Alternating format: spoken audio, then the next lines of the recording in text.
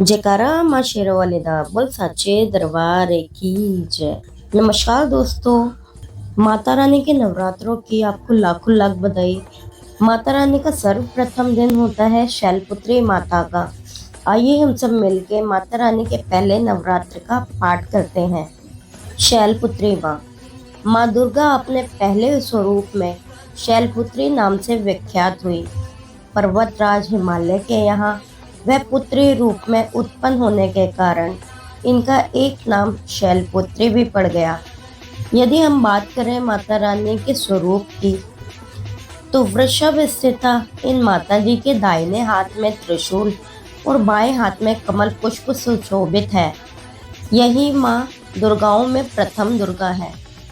माता रानी अपने पूर्व जन्म में ये प्रजापति दक्ष की कन्या के रूप में उत्पन्न हुई। तब इनका नाम था सती।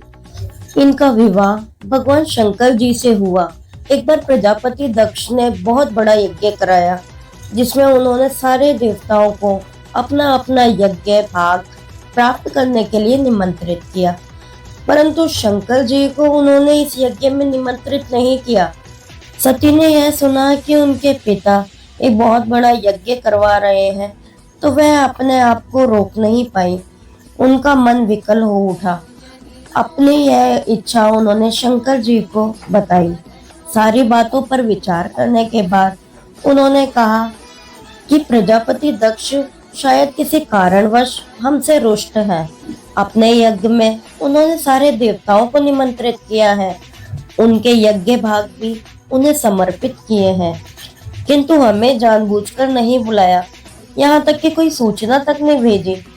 इस स्थिति में देवी आपका वहां जाना किसी भी प्रकार से श्रेयस्कर नहीं होगा।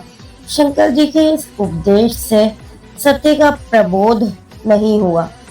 पिता का यज्ञ देखने वहां जाकर माता और बहनों से मिलने की व्यग्रता किसी प्रकार कम न हो सकी। उनका प्रबल आग्रह देखकर भगवान शंकर जी ने उन्हें वहां जाने की अनुमति दे दी। सती ने अपने पिता के घर पहुंचकर देखा कि कोई भी उनसे आदर व प्रेम से बातचीत नहीं कर रहा। सारे लोग मुंह फेरे हुए हैं।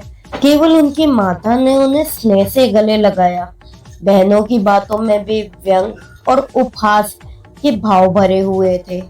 परिजनों के इस व्यवहार से उनका मन बहुत दुखी हुआ।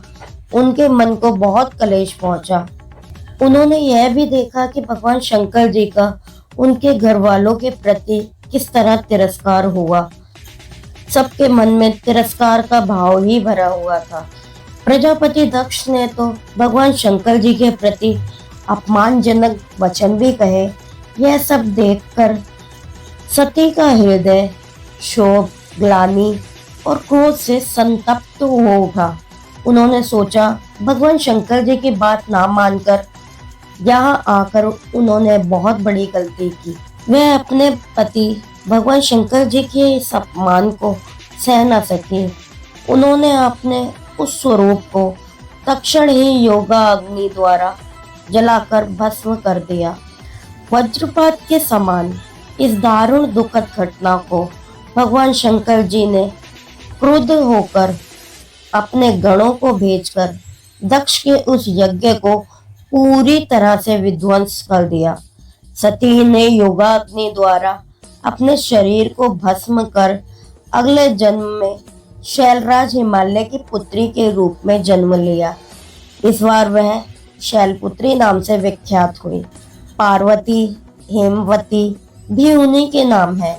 उपनिषद की एक कथा के अनुसार इन्हीं माता ने हेमवती स्वरूप में देवताओं का गर्व भंजन किया था। शैलपुत्री देवी का विवाह भी शंकर जी से ही हुआ। पूर्व जन्म की भांति इस जन्म में भी शिव जी की अर्धांगिनी बनी। नव दुर्गाओं में प्रथम शैलपुत्री दुर्गा का महत्व और शक्तियां अनंत हैं।